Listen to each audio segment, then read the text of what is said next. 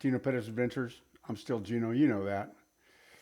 Don't forget to like, subscribe, hit the notification bell. You know the drill. Tonight, you get the truth, the real truth, and nothing but the truth. So help me God. Just the facts, ma'am. Just the facts. Today, I am 74 years old by the grace of God and my Colombian wife. And that, we all know how God works. My son told me one day a few years ago, he said, "You know, Dad, you're bulletproof until Jesus wants you." I thought, oh my God. There never were truer words spoken, because it doesn't matter if he doesn't want you. Oh, you can do stupid stuff and probably still kill yourself. But I mean, if you're hanging in there and doing the right things and all, I don't think you'll die until you're called. The rest of that story is, if it hadn't been for my lovely bride that I met about 7 or 8 years ago online on latincupid.com, we probably wouldn't be having this conversation. I lived on a small farm in Tucumcari, New Mexico, and it was a nice little farm. I lived there with 3 Great Dane dogs, okay? And that was my claim to fame. I worked every day. I welded stuff. I built stuff. I'm a carpenter. I built stuff. I sold furniture on the side of the road. And I had a pretty good life, but I was pretty lonesome. And I've been married a few times. That's more than a couple of times, and less than a lot.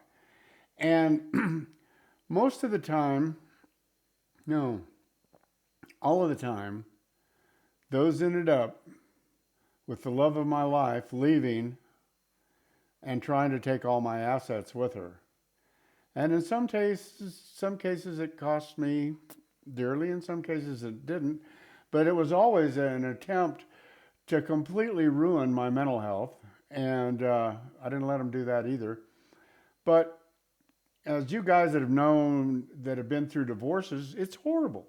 And I don't care how strong you are and how good you are, how whatever you are, it's going to affect you for a few years, or maybe even some of you guys, even a lifetime. But here's the deal.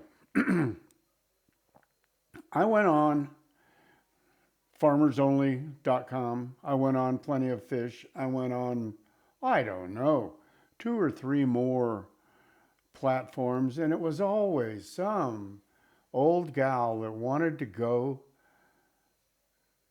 to Italy. I mean, it was like the common denominator. They wanted to go to Italy. And they weren't very nice people. They wouldn't take care of you. I mean, you could open the door, you could be chivalric or whatever it's called.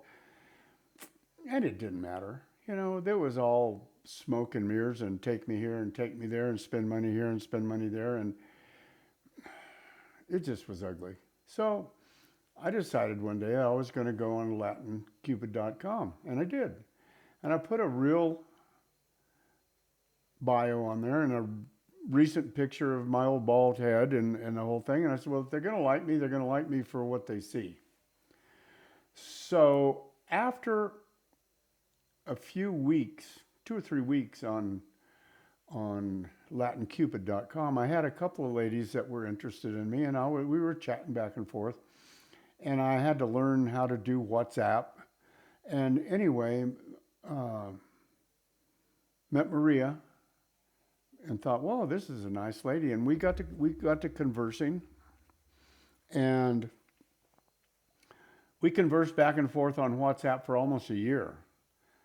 And I was going to come down to Colombia in February of the year, and she ended up going up to South Dakota to see her sister and her brother-in-law that were living in South Dakota at the time. So I flew from Tucumcari, New Mexico to South Dakota in February. Well, who the hell does that?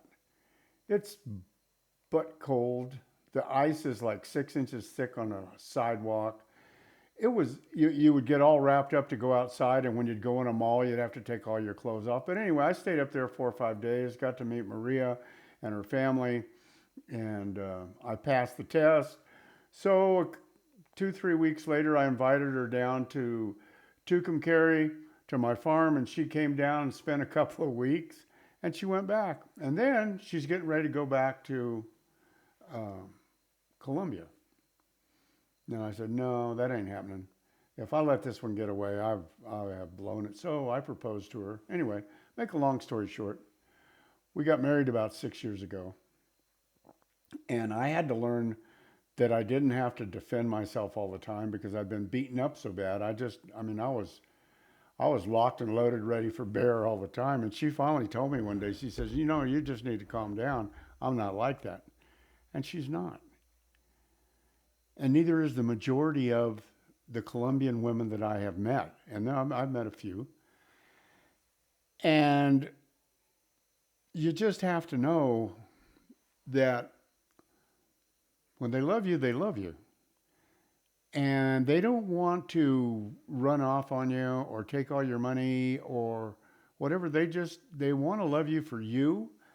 And I'll give you an example. We as every couple does, we have our spats.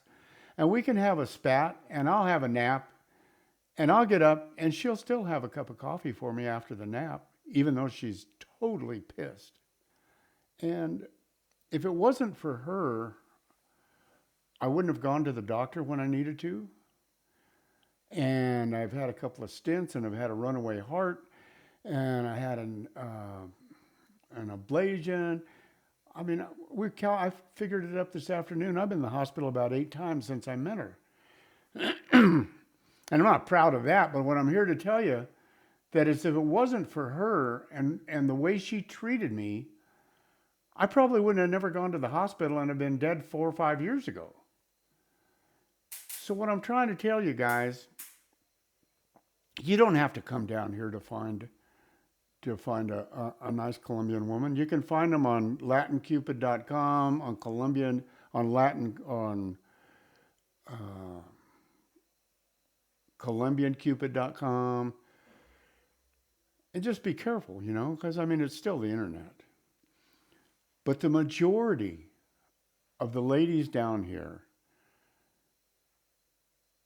know how to treat their man. And if you're not a total butt to them, they will take care of you, and they will love you, and they will keep you, and you can run out the end years of your life with somebody that actually gives a damn. And most of them don't have cats. Thank you, Jesus. And most of them are very good looking. It doesn't matter what age they are. I mean, anything from 20 years old to 80 years old. There's some I've seen some 70-year-old ladies out here that are just smoking hot. I don't care what your age is. They're still smoking hot at 70. So the whole purpose of this video tonight is to thank God I'm still alive. He gave me another year. And thank God he sent Maria. Because if it wasn't for Maria, we wouldn't be having this conversation. And like I said, I've been married a few times, and it always ended up ugly. This one isn't going anywhere. She just shut the lid on me, or vice versa. So God bless her. God bless you guys. It's the first day of the rest of my life, and I thank you. I thank you for watching. I hope you pay attention, because I'm not trying to spin anything. I'm just here to tell you, if you want a good woman, a really good woman, find one in Colombia. And don't be stupid. Don't be a butt. Just treat her like you love her, or love her. I mean, that's all I got to say. So thanks for your time this evening. God bless you. This is the first day of the rest of your life. And if nothing changes, nothing's going to change. I'll see you on the flip side.